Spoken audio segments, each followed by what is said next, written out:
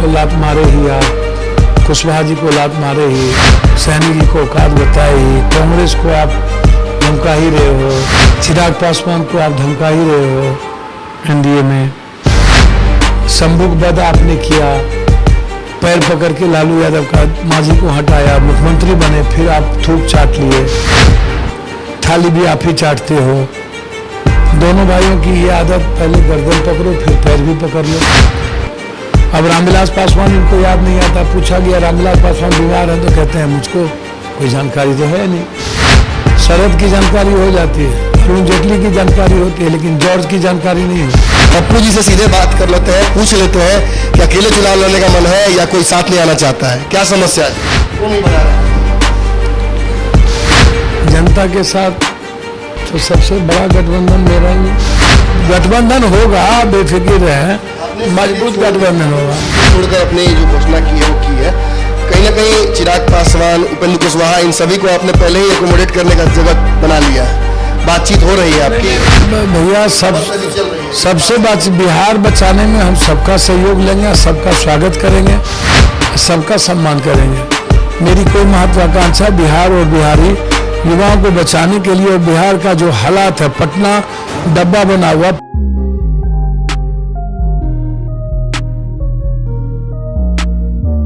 IPL चालू है, लेकिन उससे भी मजेदार कमेंट्री बिहार की राजनीति की चल रही है। पल में तोला पल में मासा, लगातार बिहार की राजनीति बदलती जा रही है। एनडीए में चिराग पासवान रहेंगे या जाएंगे? खुद देख लीजिए समीकरण बिहार की राजनीति की, एनडीए हो या महागठबंधन, महागठबंधन में वही परिस्थितियां हैं। उपेंद्र कुशवाहा रहेंगे या बाहर जाएंगे?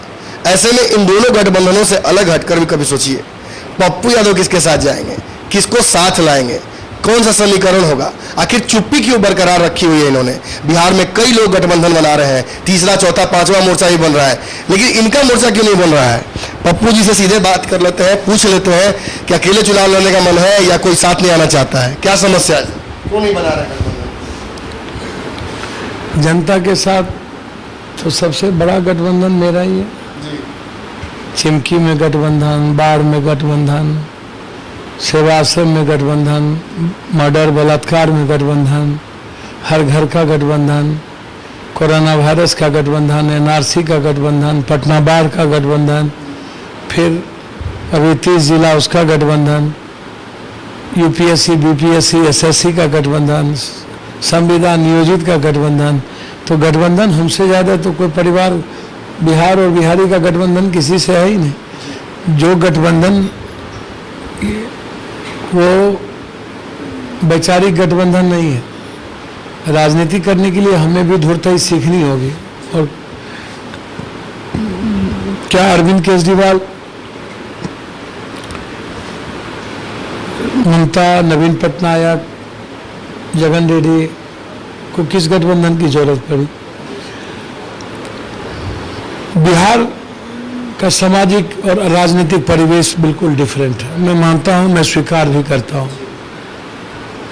मेरी ये समझ भी है। पप्पू यादव इस बिहार से बाहर होता तो हम भगवान होते। राजनीतिक मजबूरियां हो जाती हैं।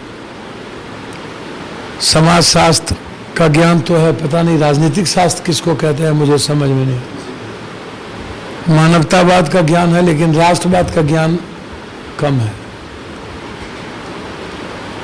अब राजनीतिक गठबंधन मजबूरी में होती है, कभी इसको गाली दो।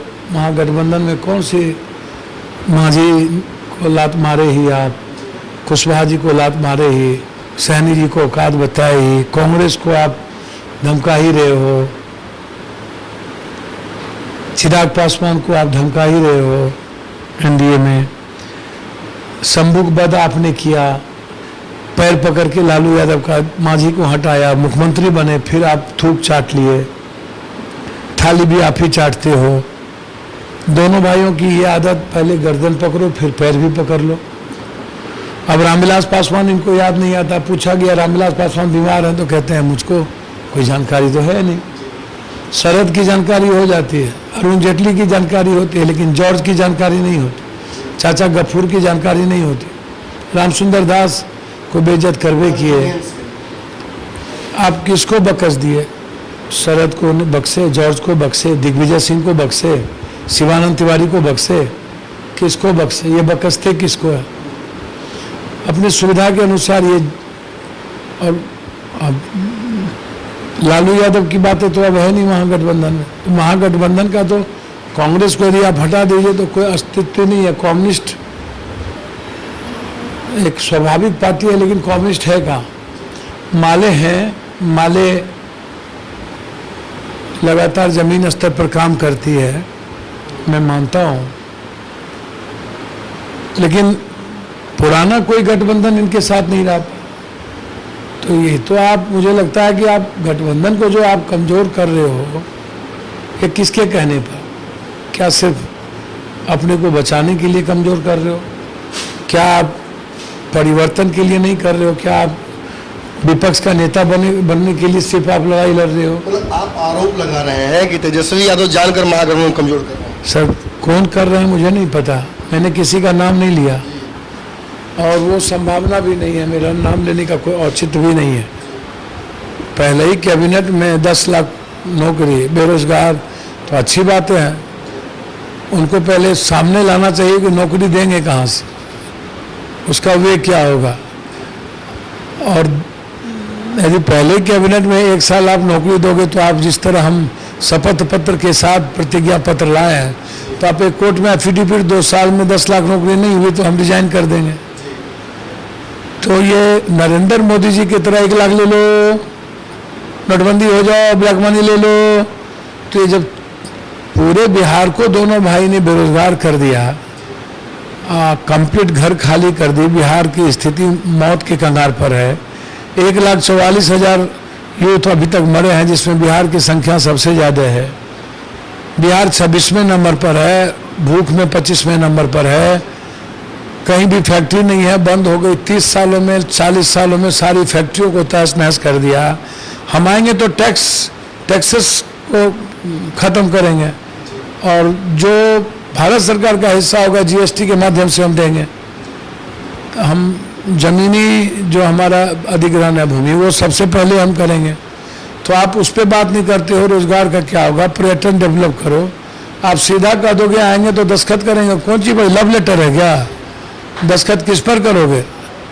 हाँ, ये क्या प्लान देंगे ना, तो रोड मैप ना पहले देगा, मैनिफेस्टो देगा ना कि कहाँ से नौकरी लाओगे, क्या करोगे। मैनिफेस्टो में क्या प्रॉब्लम है? हाँ, मुखर कानून है, खाता ना वही के चाचा कहे जो सही। तो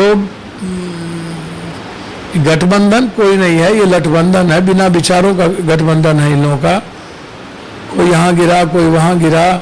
और निश्चित रूप से बिहार की जो राजनीति है उसमें पप्पू यादव अलग नहीं है, और हम समझते हैं कि एक स्वाभाविक और वैचारिक गठबंधन होने की आवश्यकता है। मैं तो पहले भी, मेरे पार्टी का ये कंप्लीट निर्णय अत्यंत पिछड़ा और दलित में से कोई सीएम बनाओ। मैंने लालू जी से भी आग्रह किया, 100 में 90, हमारा तो 90 में 21 अत्यंत पिछड़ा भी न है और 90 में 19 दलित भी है ना, कि खाली हम जादवे कुर्मी हैं। ये चलेगा क्या? समाज, आप समाज के पिछड़ों को, एक एक गरीबों को लेके चलिएगा ना, कि दलित महादलित, पिछड़ा अत्यंत पिछड़ा करिएगा, लड़ाइएगा, भूरा बाल, माय समीकरण, ऐसे चलता है क्या? आप बिहार के डेवलपमेंट पर बात क्यों नहीं करते हो? बिहार में आप कहाँ ले गए उसकी बात क्यों नहीं करते हो? बिहार के बाहर पर बात क्यों नहीं करते हो? 1,60,000 करोड़ मोदी ने नहीं दिया, उस पर बात क्यों नहीं करते हो? दियरा और टाल के डेवलपमेंट पर बात क्यों नहीं करते हो? एक NH 6 लेन और 8 लेन नहीं बनी अभी तक, और सारा NH टूट गया जो भी बना हुआ था। और 4 बार शिलान्यास कर रहे हैं मोदी जी। 3 साल पहले हम गडकरी के साथ शिलान्यास किए थे, 1.5 साल पहले, और फिर ये दोबारा शिलान्यास बीरपुर टू बीरपुर को कर दिया। तो ये क्या है भाई? हैं? आप हमेशा आवाज करते हो।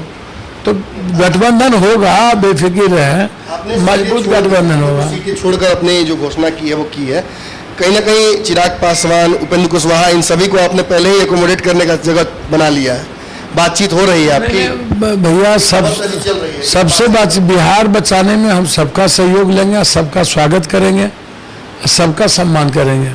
मेरी कोई महत्वाकांक्षा बिहार और बिहारी युवाओं को बचाने के लिए, और बिहार का जो हालात है, पटना डब्बा बना हुआ, प्रदूषण सबसे ज़्यादा पटना में, और बच्ची सुरक्षित नहीं है, अपराध दुनिया के नंबर 1 पर जाकर के बैठा हुआ है, घोटाला 67 नीतीश के सुशासन करके बैठे हुए हैं। तो ऐसी परिस्थितियों में लड़ाई तो है, चैलेंजिंग है। पटना के बाढ़ में गायब थे, सुखाड़ में लोग मरे, वहाँ गायब थे। एनआरसी में ये लोगों को तंग तबाह किया नरेंद्र मोदी और नीतीश दोनों मिल करके।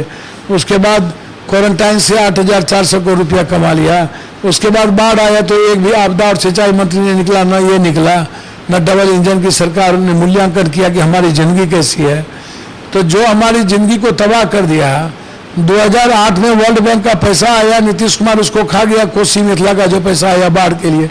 तो हमारी जिंदगी को तो तुम 10 जिले के पैसे को खा गए, डाइवर्ट कर दिए। तो हमारी जिंदगी को तो तुमने तबाह कर दी और हम ही से वोट मांग रहे हो। तो वर्ल्ड बैंक का जितना पैसा है वो गया कहाँ, ये सवाल उठता है ना। दारू घरे घर जा रहा है, रेवेन्यू बाहर जा रहा है, दरोगा बच्चे सब मिल के बेच रहे हैं।